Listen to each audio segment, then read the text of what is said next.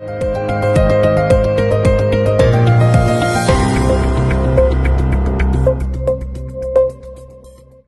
पवार गटाच्या राष्ट्रवादीच्या जयश्री प्रवीण गायकवाड यांनी घेतली प्रचारात आघाडी।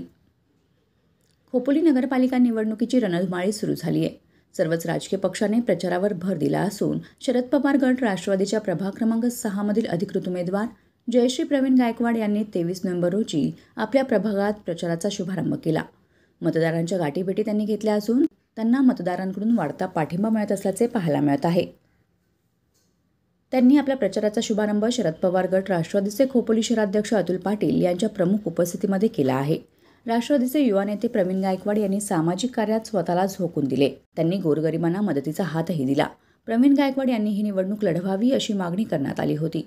दरम्यान आरक्षित झालेल्या जागेत प्रवीण गायकवाड यांच्या सौभाग्यवती जयश्री गायकवाड यांना शरद पवार गट राष्ट्रवादीने संधी देत उमेदवारी दिली। त्यामुळे 23 नोव्हेंबर रोजी प्रचाराचा शुभारंभ करत मतदारांच्या गाठीभेटी घेतल्या असून यावेळी मतदारांकडून त्यांना वाढता पाठिंबा मिळाल्याचे पाहायला मिळत आहे। शरद पवार पक्षाच्या वतीने प्रभाग क्रमांक 6 मध्ये सौ जयश्री गायकवाड ताई यांनी उमेदवारी अर्ज भरलेला आहे। त्यांच्या प्रचार फेरीचा शुभारंभ आज झालेला आहे।